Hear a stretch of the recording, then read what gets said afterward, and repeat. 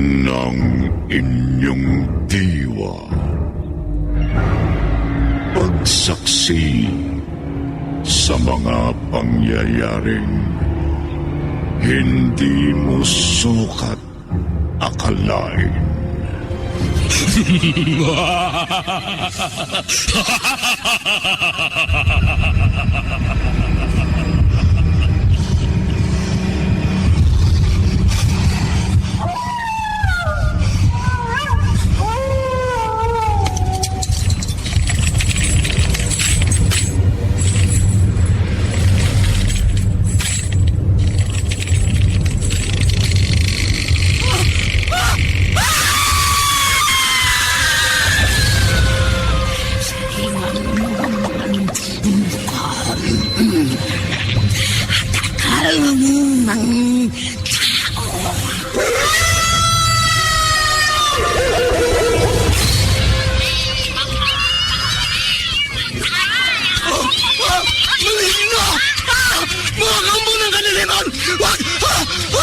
Huwag kayong lalapit sa akin!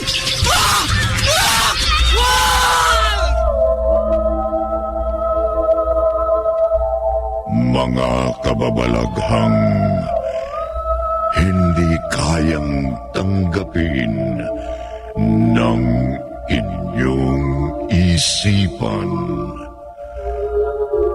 Nagaganap tuwing sasapit ang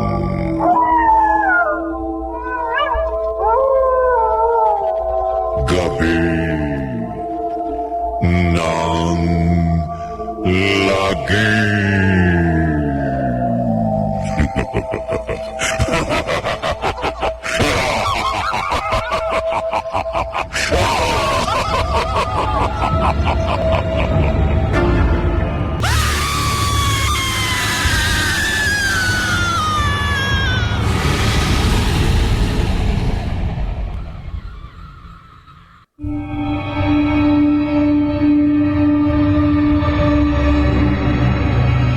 Magandang gabi, kaibigan.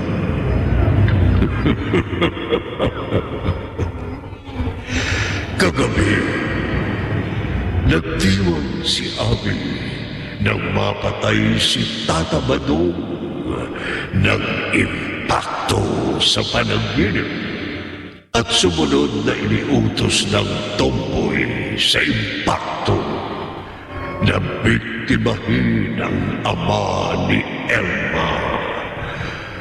Kaya walang awang pinaslang ang matandang lalaki ng impakto sa bangungod. Narito ang ikalimang bahagi ng ating tampok na kwento sa linggong ito na pinamagatang impakto sa bangungod sa isa na naman gabi ng lagi.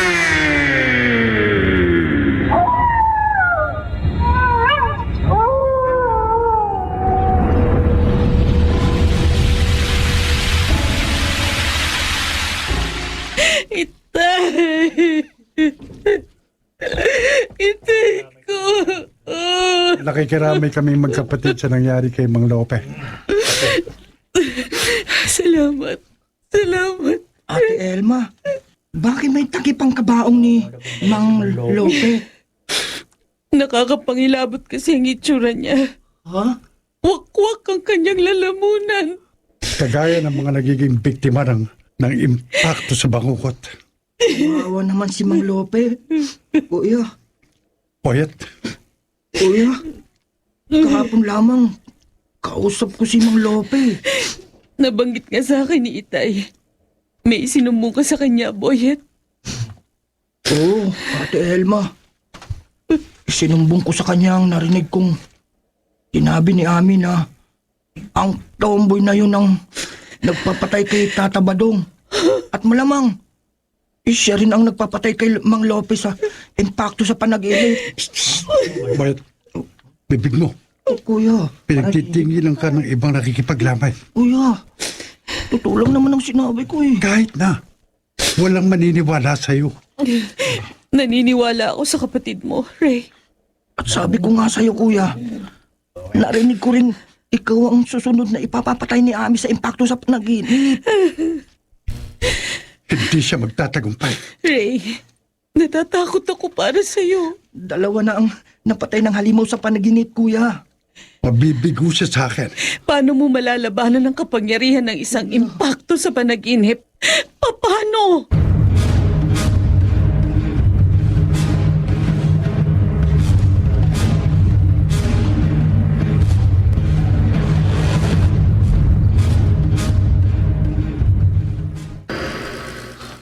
Si Ray, Oo, impacto.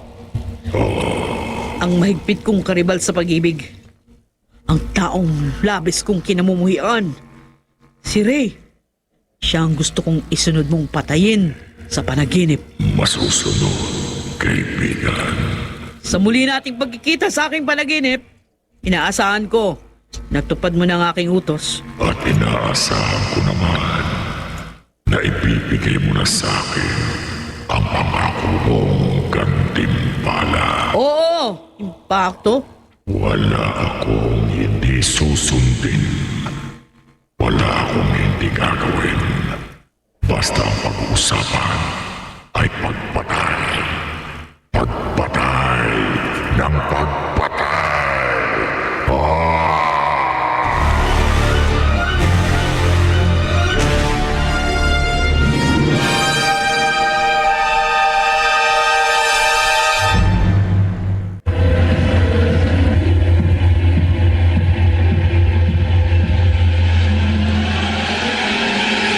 Balikan natin ang kasaysayang tampok sa linggong ito sa isa na namang gabi ng lagim.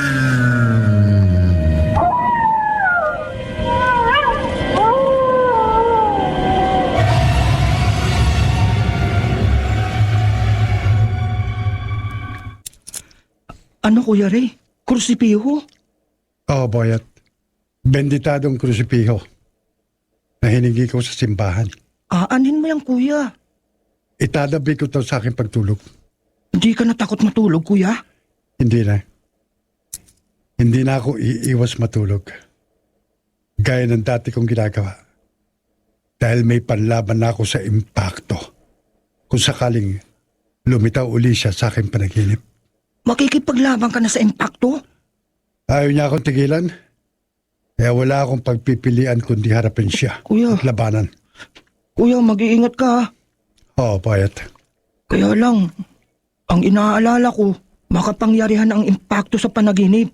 Kuya, may laban kaya ang binditadong krusipiho sa impacto?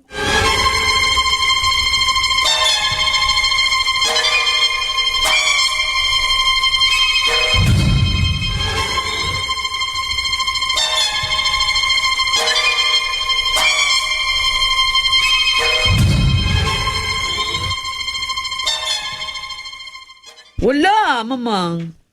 Sigurado kung walang kalaban-laban sa kaibigan kong impacto sa panaginip ang kahit na sinong tao. Walang makapipinsala sa impaktong yun.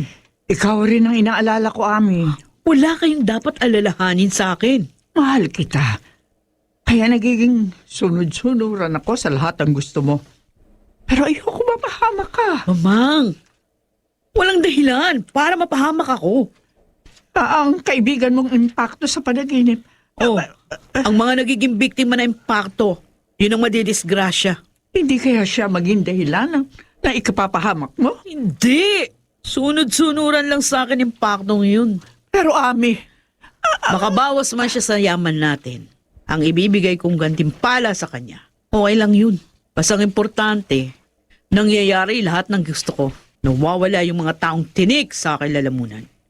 Ang pinakamahalaga, magiging akin ang babaeng pinakamamahal ko sa tulong ng impacto sa panaginip. Ha!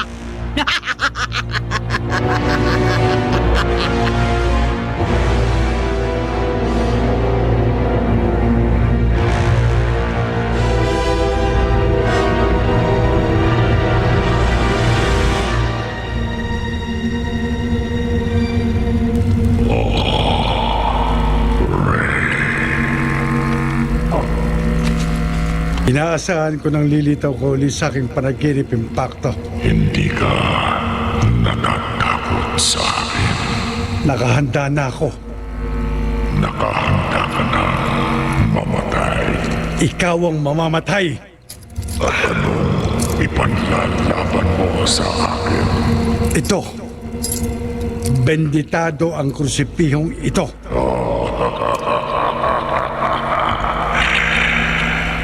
Kahit anong sandata ay hindi ako mapupuksa. Kahit pa ang hawak niya. Ididikit ko ang krusipihong ito sa katawan mo. Oh.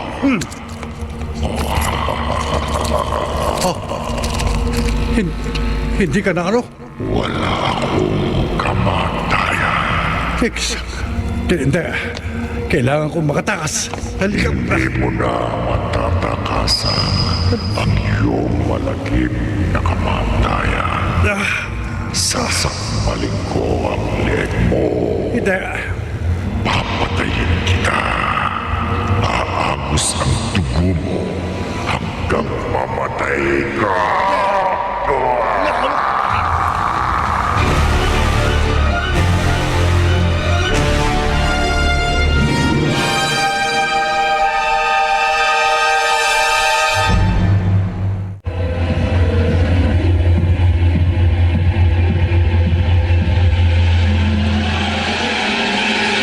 Balikan natin ang kasaysayang tampok sa linggong ito sa isa na namang gabi ng lagim.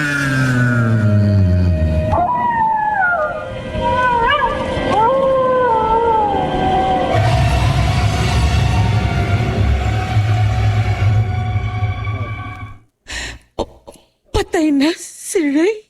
Oo, Elma. Yan ang tinawag at siniguro sa akin ng kaibigan kong kalugar ni na Ray. Hindi. Natagpuan na lang daw yung bangkay niya na naliligo sa sariling dugo. Hindi Wakwakan na totoo namunan. yan. Las-las ang leeg. Kung totoong patay na si Ray, kagagawan mo yon, Ami! Hindi ah. Nagkakamali ka. Sinungaling! Wala akong kinalaman sa pagkamatay ni Ray. Tumawag lang ako sa'yo para makiramay. Ikaw lang ang may motibo para patayin si Ray. Para ipapatay siya sa nauutusan mong impakto sa panaginip. Uy! Wala akong alam sa binibintang mo. Mahal kita. Kahit wala na si Ray, wala kang aasahan sa akin. Kailanman, hindi ako maaaring makipagrelasyon sa gaya mong walang kwentang tao! Baliw! Kampo ng demonyo!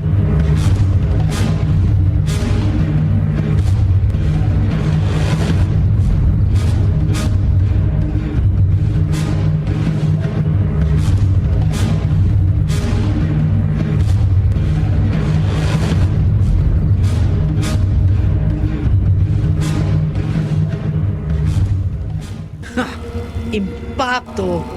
Matatanggap din ako ni Elma sa ayaw at sa gusto niya. Nasunod ko na ang lahat ng gusto mo. At iisa ang dahilan. Kaya ako lumitaw ngayon sa iyong panaginip. Ang pangako mo. Alam ko! Tutuparin ko yung pangako ko sa'yo. Matapos mong masunod lahat ng utos ko, ibibigay ko na sa'yo ang gantimpala mo. Ano yan? 3 milyong piso laman ang bag na ito. Para sa'yo lahat ito.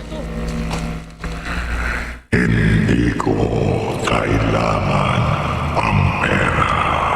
Huh? Ayaw mong magbuhay mayaman? Ang magpakaligaya? Iisa lang ang makapagpapaligaya sa akin, Ami. Iyon ay ang pumatay. Bakit nalilisik mga mata mo? Iisa lang ang inaasahan kong gantimpala. Kukunin ko ang buhay mo. Hindi. Ngayon, papatayin na kita.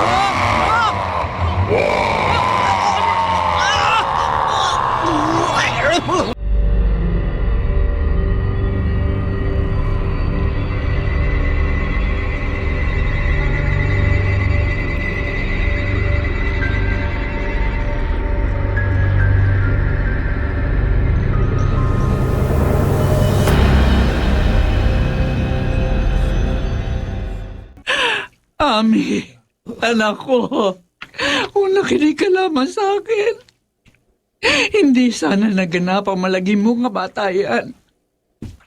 Hindi ka sana napabilang sa mga nakalibing sa sementeryong ito.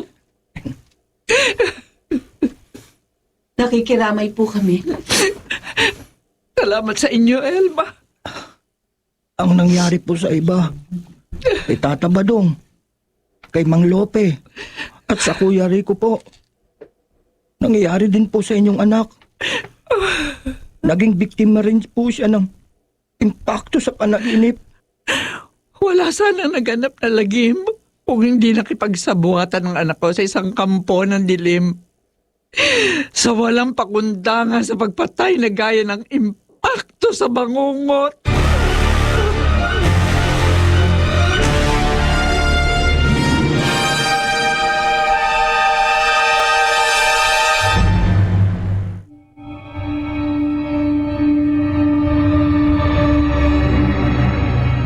Ang lagim na nagsimula sa bangungot, sa bangungot din nagwakas. Dito natatapos ang ating tampok na kwento sa linggong ito. Pinamagatang impacto sa bangungot sa isa na namang gabi ng lagim.